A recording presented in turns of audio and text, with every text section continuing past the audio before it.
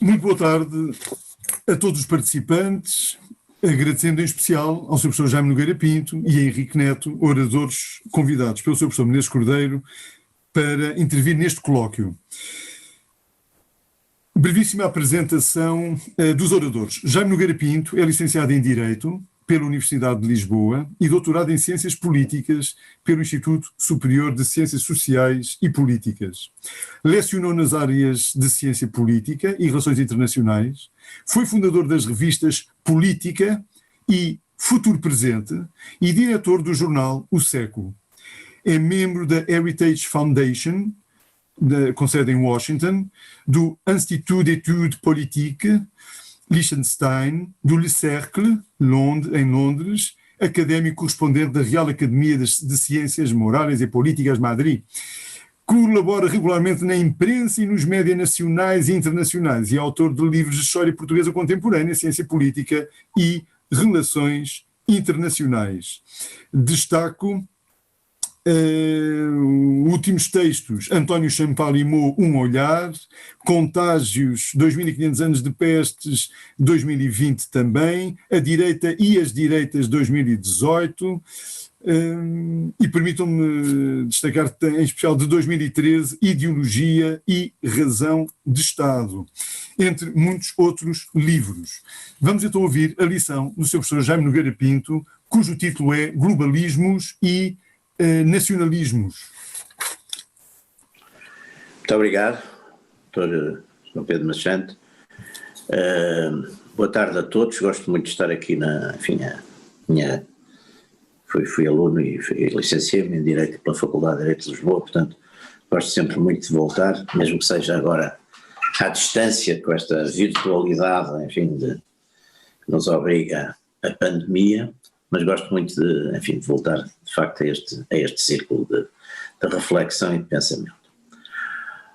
Ora, eu vou começar por falar um pouco da questão da globalização, depois entrarei no nacionalismo, no regresso do nacionalismo, com uma certa resposta à globalização e algumas consequências da globalização, e depois tecerei talvez umas considerações mais sobre o momento atual. Ora, como todos sabem, a globalização, no sentido, digamos, de se criar uma espécie de economia-mundo, ou de uma economia-mundo, que aliás alguns autores bem, de certo modo, anteriores a este topo da globalização já tinham referido, como foi o caso de Immanuel Wallenstein. A globalização acelerou-se muito a partir do final da Guerra Fria. A partir do final da Guerra Fria, de facto, desapareceu um obstáculo fundamental à globalização, que era de facto um mundo partido ou repartido bipolarmente, não é? Com esferas de influência da União Soviética e uma esfera de influência, chamamos assim, ocidental, e depois, digamos, uma terceira área dos não alinhados, onde de facto as relações económicas e comerciais aconteciam, mas de qualquer modo foi decisivo, digamos, o final da Guerra Fria, o fim da União Soviética, e a partir daí houve de facto uma globalização não só económica, aliás que já de certo modo já tinha começado com a própria abertura da China a partir de Deng Xiaoping, mas não só económica, mas também política, no sentido de uma expansão, digamos, do modelo de democracia capitalista e liberal anglo-saxónico, sobretudo o modelo anglo-saxónico, até porque os vencedores da Guerra Fria foram os anglo-saxónicos ou foram os Estados Unidos, a todo o mundo, uma pretensão, digamos, de espalhar, desenvolver ou de se tornar, digamos, a regra política, a regra do modelo político mundial, ou seja, economia dita de mercado, economia aberta e também competição política plural. Isso, como veremos, não foi bem o que aconteceu, mas pelo menos era o propósito no pós-Guerra Fria. Isto teve depois também outras consequências, quer dizer, esta vitória da democracia liberal teve depois outras consequências. Teve também como consequência, e também isso já tinha acontecido ainda antes do final da Guerra Fria, sobretudo com as políticas de Ronald Reagan e de Margaret Thatcher, já tinha passado a haver uma grande liberalização, por exemplo, das transferências de capitais. E com esse triunfo final, digamos, daquilo que podemos chamar de democracia capitalista liberal, e a sua extensão a vastíssimas áreas do globo, inclusive a própria ex-União Soviética, a Europa Oriental, e também de certo modo, enfim, num contexto diferente, também à própria China, com esse tipo de triunfo, também de certo modo o capitalismo acabaria por voltar a ser muito parecido com o capitalismo que Marx tinha conhecido. Eu acho que é importante, eu sustento, enfim, do que li sobre isso e do que estudei sobre isso, que o capitalismo sobreviveu essencialmente porque se regulou e se autolimitou. Ou melhor, em alguns casos foi forçado a autolimitar-se, foi forçado a autolimitar-se, noutros casos foi limitado pelos próprios governos, os próprios poderes, aliás, curiosamente, até por governos que a gente poderia considerar conservadores ou de direita, como é o caso, enfim, das reformas sociais durante o governo do chanceler Bismarck na Alemanha, que é onde aparece, enfim, as primeiras ideias implantadas no governo, de legislação social, de um determinado sentido de solidariedade social, determinados limites ao chamado capitalismo selvagem, uma série de reformas desse tipo. E nos Estados Unidos, também com Ted Roosevelt, aparece também esses esboços, esses princípios ou seja, ora bem, esse capitalismo que tinha sido limitado ou autolimitado ou regulado, aliás, vinham nesse sentido também as próprias doutrinas social da Igreja, renovaram do Papa Leão XIII, que curiosamente no preâmbulo pelo menos se enganou, porque ele de certo modo adotava aí a tese catastrofista de Marx, que o capitalismo iria acabar, porque cada vez havia, os ricos eram menos e estavam mais ricos, e os pobres eram mais e estavam mais pobres, isto numa altura que estavam a formar-se as primeiras classes médias na Europa, não é? Portanto foi um engano, mas a infalibilidade não cobre, digamos, esse tipo de diagnósticos. Aliás, penso que até era um preâmbulo, portanto não há infalibilidade nessas matérias, não é? A infalibilidade é para matérias de fé e costumes, não é? Portanto não entra propriamente aqui nestes diagnósticos ou análises políticas, como não entra nessa época e não entra hoje em dia, acho eu. Portanto, esse tipo de triunfo final, digamos, do capitalismo liberal e da democracia nos anos 90 levou de facto a uma expansão, digamos, das indústrias, sobretudo, para todas estas zonas, para a China, para outras zonas da Ásia, para o Vietnã, para uma série, e para a correspondente desindustrialização da Europa e dos Estados Unidos. Aliás, é a altura em que começam este tipo de movimentos que agora se chamam populistas, não é? Eu já tenho repito isso muitas vezes, e até já eu próprio às vezes me incomoda estar a repetir, mas eu acho que o populismo essencialmente é a popularidade dos outros, quer dizer, o populismo é a popularidade dos outros. Eu vejo praticamente todos os políticos com o mínimo de sucesso são populistas, mas há uns que eles depois chamam populistas, mas no fundo é a popularidade dos outros, não é? Como havia aquela famosa frase que o erotismo era a pornografia dos outros, aqui o populismo é a popularidade dos outros.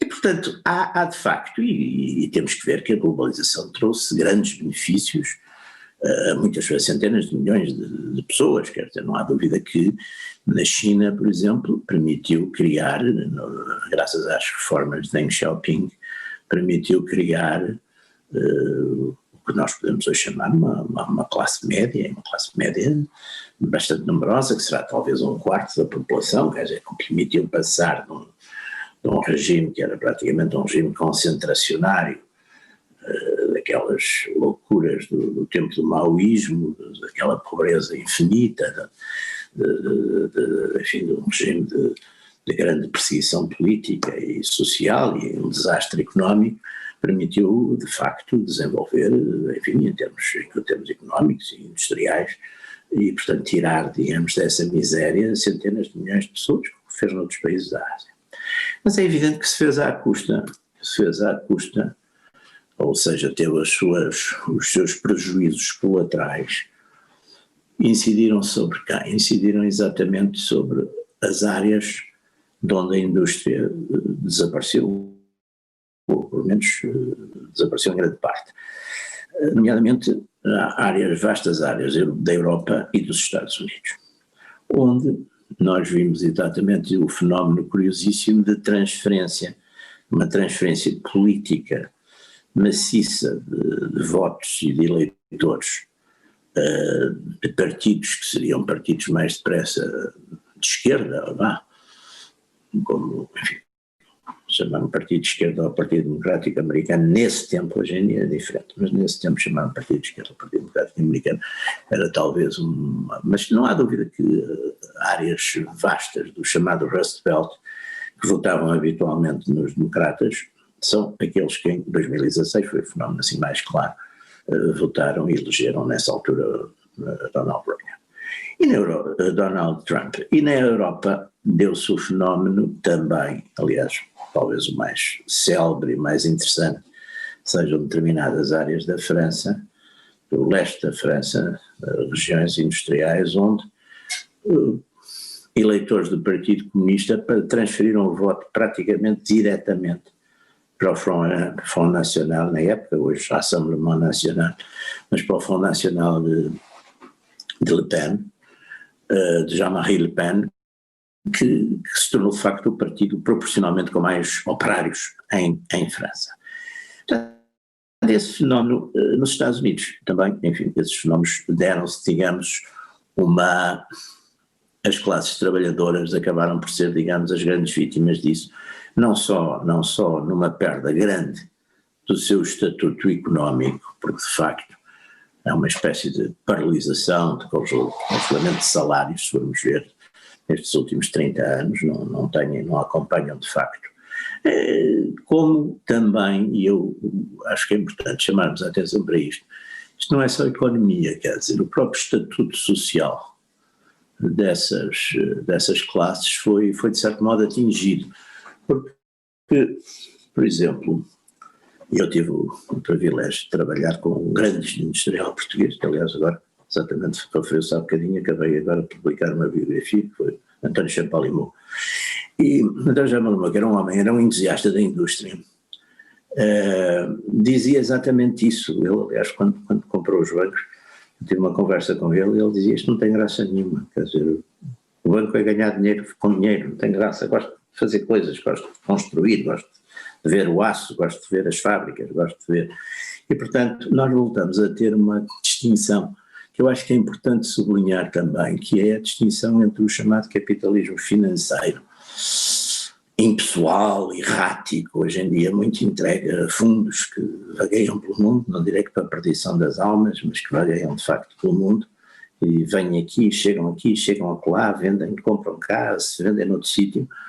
E o chamado capitalismo industrial, isto era uma distinção consagrada por Werner Sombart, nos finais do século XIX, mas que voltou hoje a ter o seu significado.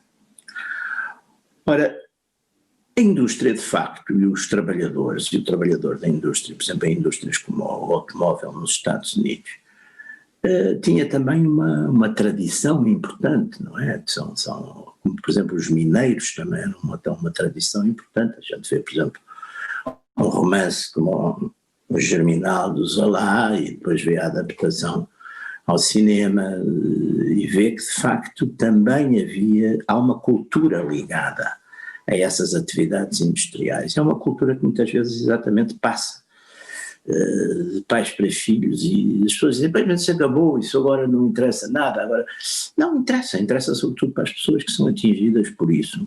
Essas pessoas muitas vezes não gostam e revoltam-se.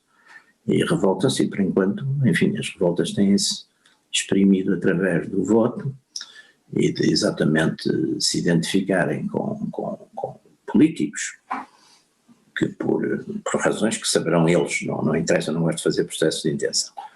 Portanto, que pegam nessas agendas, talvez porque os outros políticos mais respeitáveis às vezes não pegaram nelas, e portanto todo esse aspecto cultural é um aspecto também muito importante e que eu acho que está muito na gênese, não é só uma questão de perda económica, de perda de poder de compra, claro que isso também se reflete no próprio estatuto depois, mas não é só isso, é também de facto a perda e uma certa nostalgia, a gente vê isso nos Estados Unidos, em cidades, precisamente como Pittsburgh ou Detroit, de onde as indústrias siderúrgicas, as indústrias automóveis desapareceram e, portanto, há nas populações dessas cidades e naquelas famílias onde havia uma tradição e que se dedicavam a esse tipo de atividades, há de facto uma certa nostalgia de outros tempos e de outros mundos e que se traduz muitas vezes, exatamente em fenómenos políticos.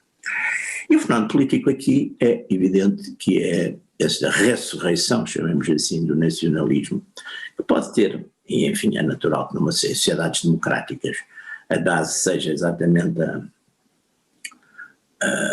o voto, e seja exatamente o aparecimento de forças políticas ou o aparecimento em forças políticas tradicionais, como foi o caso dos Estados Unidos. Os Estados Unidos, aliás, como a Inglaterra, é sempre muito difícil criar forças políticas novas, porque o sistema bilateral, ou melhor, o próprio modelo está de tal modo entranhado e enfranhado que determina que o que se passa é que os partidos mudem por dentro de característica, não há grande sorte para terceiros partidos. Aliás, os terceiros partidos normalmente prejudicam o partido, digamos, cuja ideologia partilham e que dividem. Nós vimos isso nos Estados Unidos, por exemplo, em 1992, quando George Bush, pai Bush, foi derrotado por Bill Clinton. Ross Perot foi buscar, de facto, bastantes votos. Portanto, o sistema obriga, e é isso que se está a dar, quer dizer. Mas agora, a propósito de nacionalismo, gostava de recordar um ou dois pontos de teoria e de doutrina política que são importantes, que era lembrar o nacionalismo foi à partida, nos tempos modernos, digamos, ou nos tempos na idade contemporânea, apareceu como um valor ligado à esquerda, quer dizer, é um valor que aparece na Revolução Francesa, com a La Nation. La Nation é atacada pela coligação, digamos, das monarquias tradicionais europeias. Portanto, o nacionalismo aparece, digamos, historicamente como um valor mais depressa ligado à esquerda, e depois aparece outra vez em 1848, na chamada Revolta da Primavera das Nações, não é? Que uma série de revoltas, umas com sucesso, outras não, mas em 49 de facto são todas praticamente sufocadas, os exércitos, mas aparece ligado exatamente depois, quer à reunificação alemã, quer à unidade italiana. Portanto o nacionalismo aí aparece ainda como uma força que combate, de certo modo, os impérios, não é? Combate os impérios existentes. Curiosamente, eu acho que essa passagem depois do nacionalismo, digamos, numa linha mais depressa popular, revolucionária, individualista, democratizante, para uma linha mais conservadora, resulta muito de um fenómeno, ou de uma guerra que aconteceu precisamente há 150 anos, que foi a Guerra Franco-Prussiana. É engraçado que a meditação de alguns autores franceses, nomeadamente Barrès, num romance que vale a pena, enfim, reler, porque tem alguns aspectos, Les Déracinés, é exatamente uma reflexão de que a França foi vencida porque tinha instituições mais débeis, as instituições, digamos, democráticas, republicanas, individualistas, eram mais débeis que as instituições alemãs, onde havia de facto uma monarquia constitucional, mas que era uma monarquia com uma forte organicidade, com uma forte comando ainda do imperador em relação ao rei da Prússia anteriormente, passou a ser imperador a partir da unificação, não é? Em relação exatamente, por exemplo, aos militares e a própria ideia do corpo social. Portanto, é muito interessante porque Barrès por um lado e depois Maurras e os principais teóricos da Action Française trabalham muito toda essa questão e insistem muito, por exemplo, que a defesa que fazem da instituição monárquica por princípio de nacionalismo, quer dizer, porque a monarquia defende melhor a nação francesa do que as instituições republicanas e enfim, democráticas. Portanto, esse é um ponto interessante porque vai ser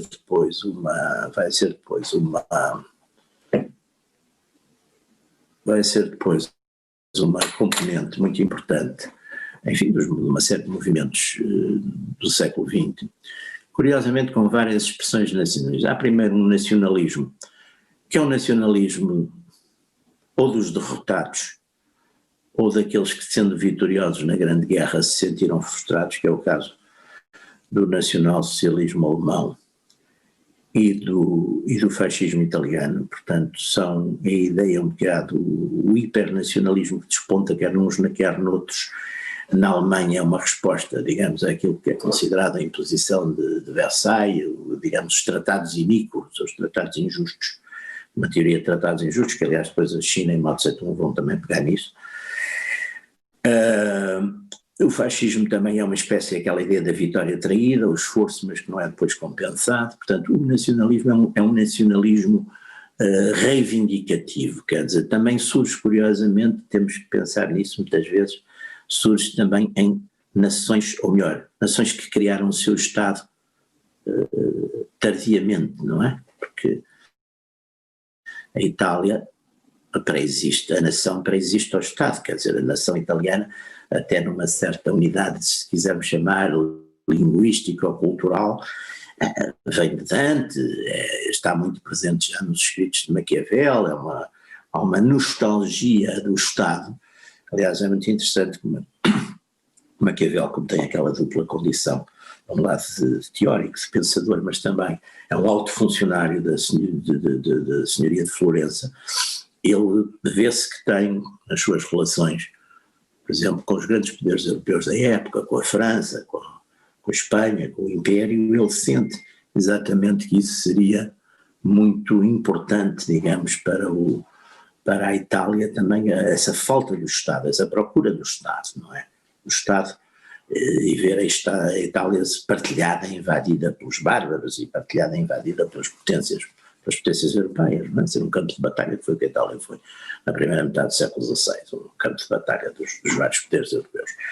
Portanto, essa reivindicação aqui, deste caso, do Estado para a nação, e depois essa problemática toda das nações, digamos, frustradas ou pela guerra, ou pela imposição, pelas consequências da guerra, leva de facto a esses movimentos, aos movimentos que incorporam muito, o fascismo não é só isso, mas tem também muito essa questão do nacionalismo.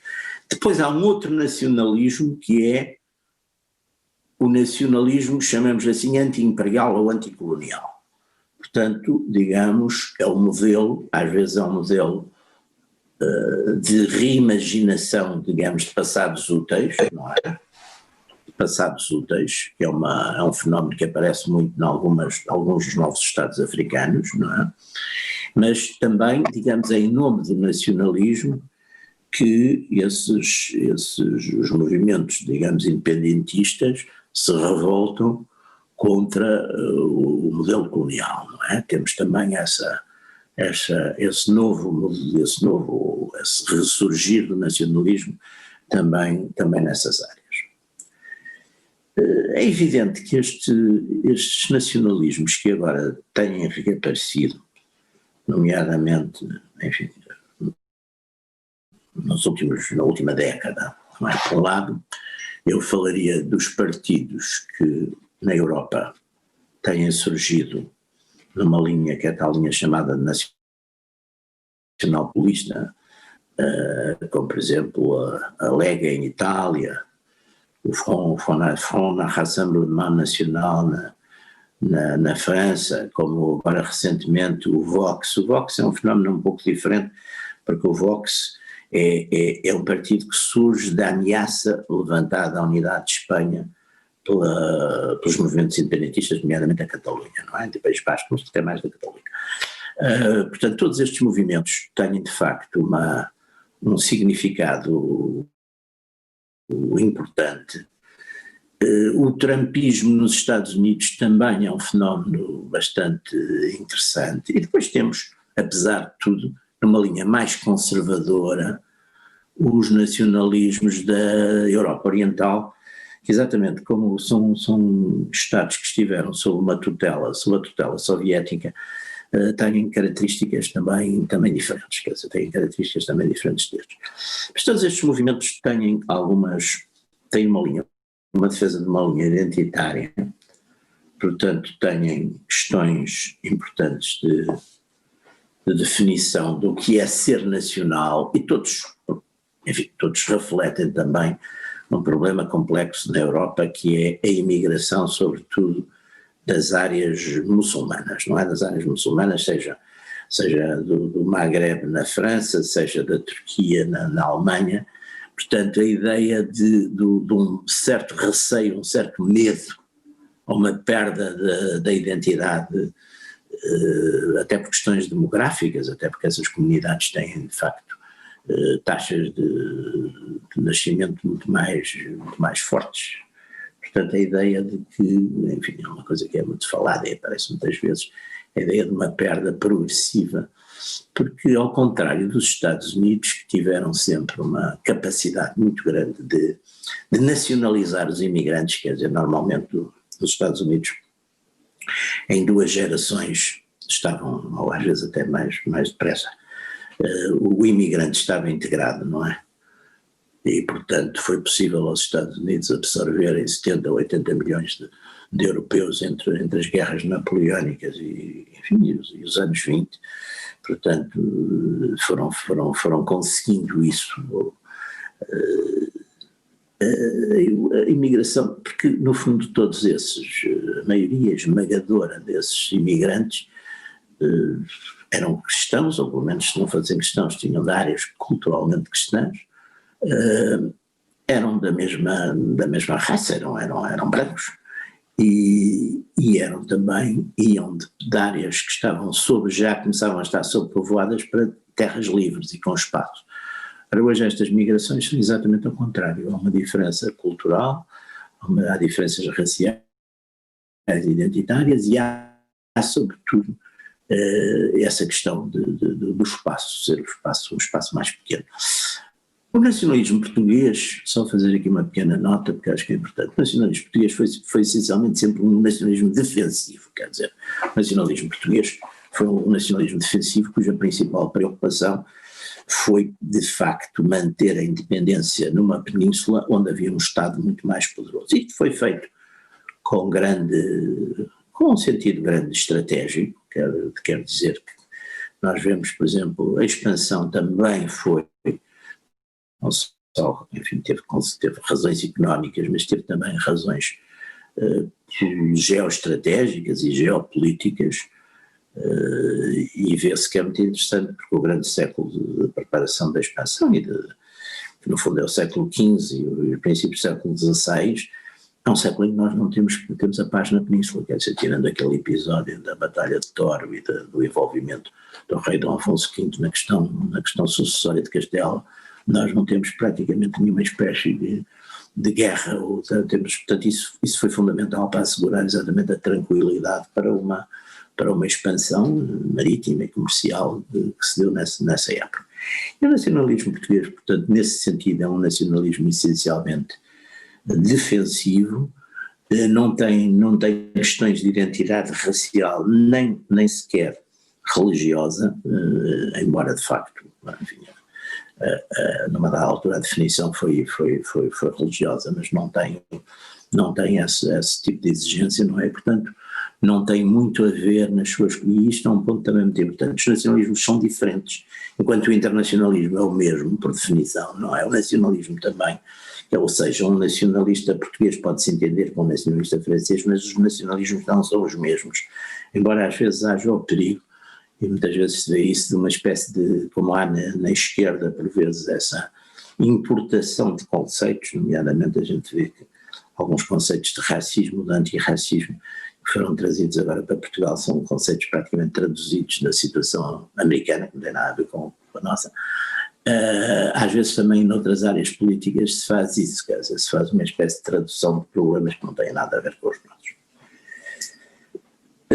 Penso que já estamos a chegar próximos do fim e, portanto, eu gostava aqui de acentuar, a modo de conclusões, 2 ou 3 pontos. O primeiro ponto é que, neste momento, eu penso que a maior parte das potências mundiais, ou seja, os Estados Unidos, a China, a Rússia e depois poderes médios como a Turquia, são nacionalistas, quer dizer, pois com regimes políticos diferentes. A China tem um modelo, enfim, não democrático, tem um modelo paratotalitário, partido único. A Rússia tendo, enfim, um modelo teoricamente democrático, mas tem de facto uma dominância forte também, enfim, de um líder, portanto tem lá aspectos talvez, de certo modo, autocráticos e uma forte ligação à Igreja Ortodoxa Russa e a valores conservadores russos. A Turquia também tem aspectos desse tipo, mas no modo geral os governantes, e por exemplo também o Brasil, etc., há hoje, outra vez, um forte sentimento nacionalista. Esse sentimento na área europeia é complexo porque choca de facto com os valores e com os princípios e com as metas da própria União Europeia. Portanto, aí até é curioso que parte dos partidos eurocéticos passaram, em vez de ter, digamos, uma guerra aberta contra enfim, a unidade europeia, passaram a dizer: não, nós queremos é outra Europa, queremos uma Europa das nações, não queremos uma Europa federada ou confederal, queremos uma Europa das nações. Passou-se muito para este modelo. Talvez para acabar, até porque é uma questão que está muito aí, enfim, neste momento, na moda, na berra, falando um pouco da questão dos Estados Unidos. Quer dizer, o Presidente Trump de facto definiu uma política clarissimamente nacionalista, com o seu America First. Neste momento, enfim, está uma crise aberta nos Estados Unidos, é uma crise de legitimidade, que é uma crise de legitimidade que eu penso que é ao contrário do que, enfim, a imensa maioria dos mídias sustenta. Não penso que fosse o presidente Trump que a levantasse, embora essa crise de legitimidade, desde o primeiro minuto que o presidente Trump foi eleito, foi posta em causa a sua legitimidade. Quer dizer, uma série de forças instituídas do establishment puseram em causa a sua legitimidade. E, portanto, ele também respondeu com alguma brutalidade, como lhe está no modo de ser. E, portanto, eu penso que as raízes desta crise são bastante mais complexas.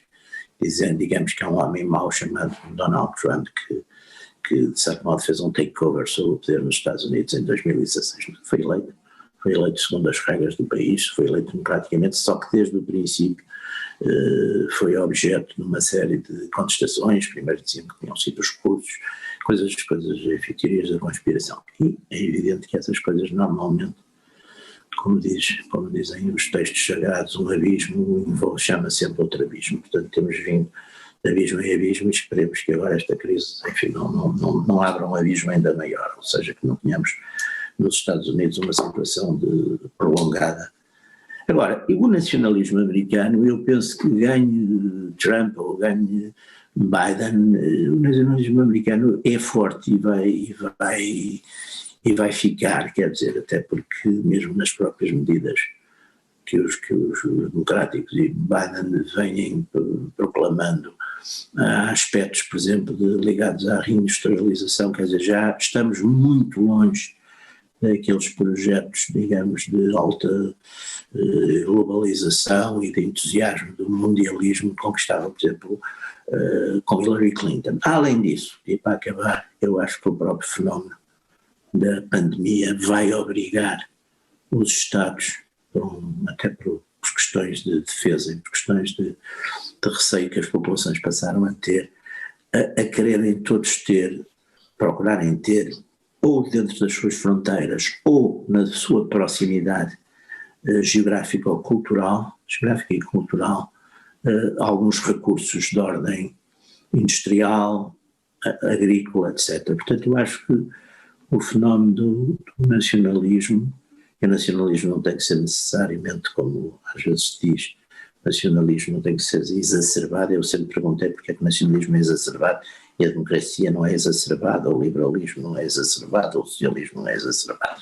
O nacionalismo, portanto, penso que está para ficar, embora é claro que também isto não ponha em causa um mundo em que em parte está globalizado e irá também em parte continuar globalizado, mas são fenómenos e são forças que vão coexistir e esperemos que, enfim, esperemos os próximos tempos para ver o que é que vai acontecer. Muito obrigado. Muito obrigado, Sr. Professor Jaime Nogueira Pinto. Seguindo aqui o exemplo do Sr. Professor Menezes Cordeiro, aqui está o seu aplauso.